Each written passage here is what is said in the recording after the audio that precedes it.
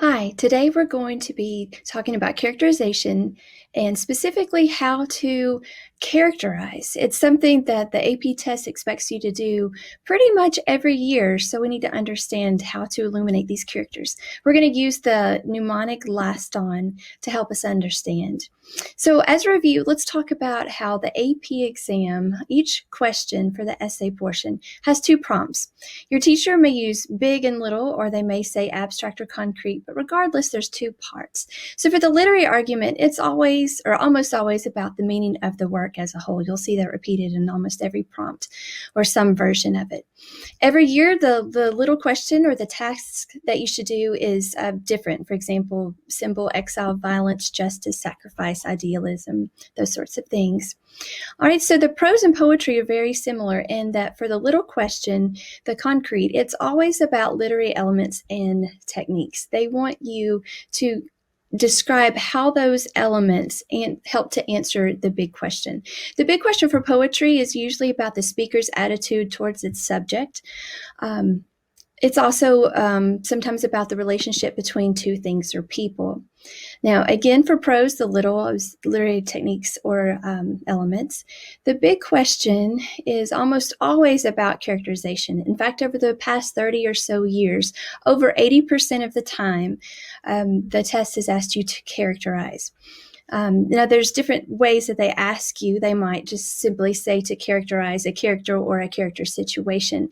They might put it in the place of how the setting affects the character, those sorts of things. But it almost always has to do about a character. Lesser, they ask about satire or social commentary. Now, just as a reminder that even if it's not explicitly stated in the directions, you must write about complexity.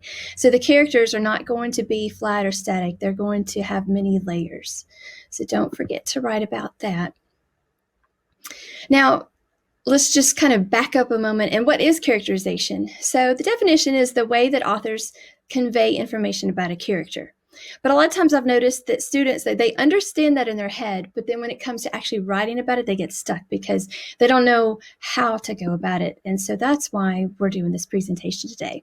So I'm not sure if you remember this. This is a pretty old product all the way from the 80s when I grew up. It's called the clapper. But you plug this device in and it illuminated a room. So let's take a moment to look at the commercial here. Clap on, clap off, clap on, clap off. The clapper Let you turn things on or off from anywhere in the room. Just plug in the clapper and the television, lamp, stereo, almost anything you want to clap on and off. Clap on, clap off, clap on, clap off. The clapper. Clapper is available at Meyer, Perry, Hills, and Osco.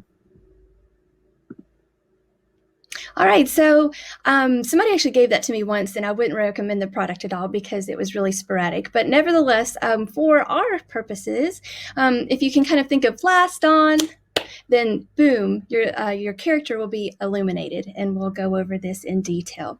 So if you memorize last on, and then the day of the exam, if you would just write last on your paper, then you're good to go, and I'll explain how coming up.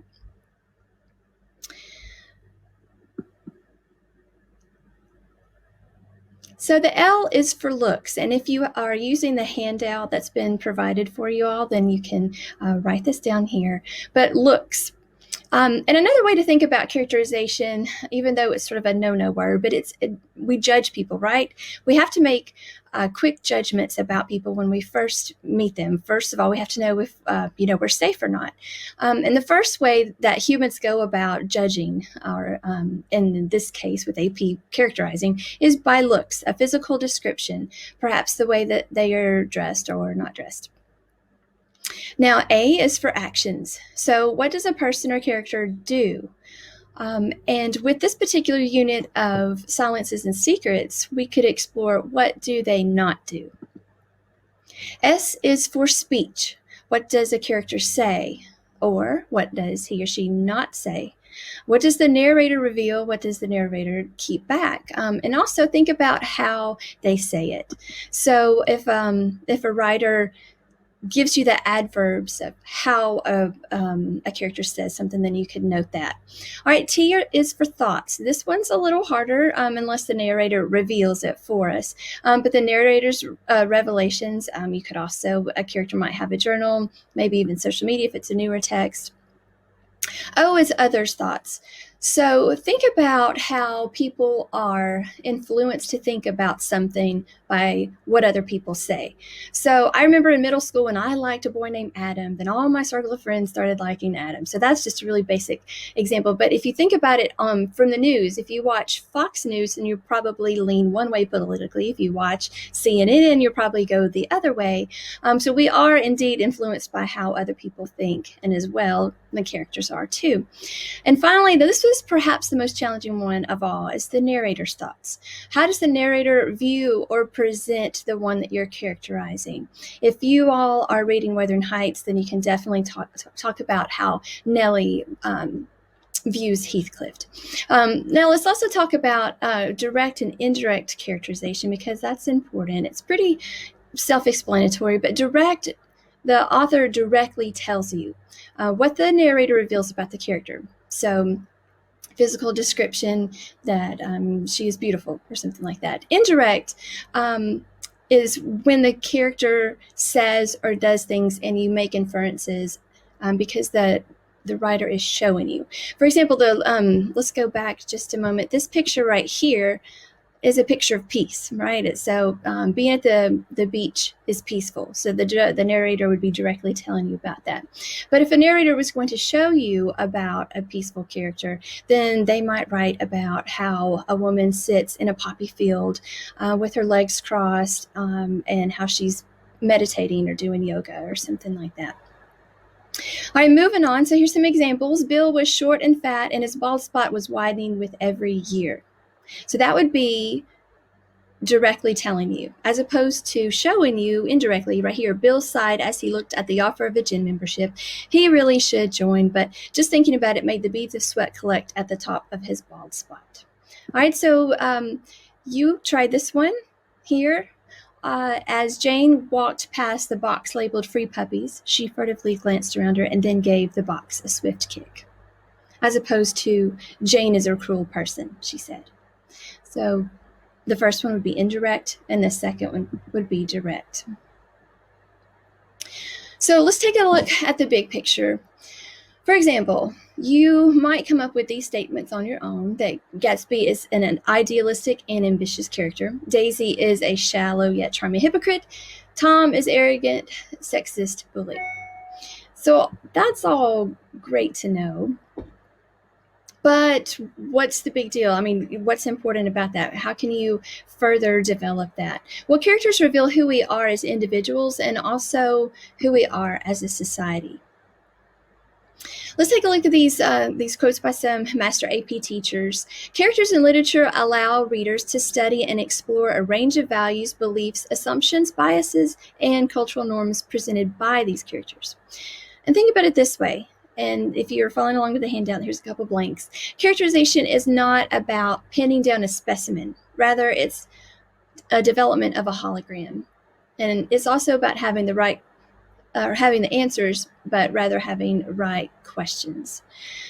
So again, this kind of goes with complexity, that it's not just one way to look at a character. What questions do you think the writer wants us to ask and to explore about ourselves and about humanity? So going back to this example, Gatsby is an idealistic and ambitious dreamer. Daisy is a shallow yet charming hypocrite. Tom is an arrogant sexist bully. So, but what is Fitzgerald saying perhaps by characterizing these characters this way? Well, he's talking about the American dream, about idealism, social class, the wealthy, and love. All right, now let's go for a real life example here of three people, Lisa, Jennifer, and Aaron. So let's pretend that it's my first day of school and I'm incredibly nervous. And I walk in the middle of class, and Lisa is in the front row, and she trips me, causing me to spill the contents of my purse, and she laughs at me. And just imagine how I feel. I'm incredibly embarrassed. My eyes get a little bit watery, and I'm trying really hard not to cry because I was hoping my first day would be nice, right? All right, so let's think about Jennifer. Jennifer is sitting behind Lisa. Jennifer leaps up and she helps me. She picks up my things. She comforts me. She gives a little pat on the back and she says, "It's okay. Lisa's always like this to everybody," or something like that. Now, what about Aaron? Now, let's pretend that my things went under Aaron's desk as well. Well, he's seemingly oblivious, just remains seated, and he keeps looking ahead. So now how can we characterize these people? So first of all, you could either do it through a noun or an adjective way. So Lisa is a, Jennifer is a, or you could just say Lisa is or Jennifer is. So if you like to just take a moment and pause the presentation and come up with your own, that would be great. All right, so here's some examples. Lisa is a bully. Jennifer's an angel. Aaron is a jerk. If you went the adjective way, you could say Lisa is cruel, Jennifer is compassionate, and Aaron is clueless.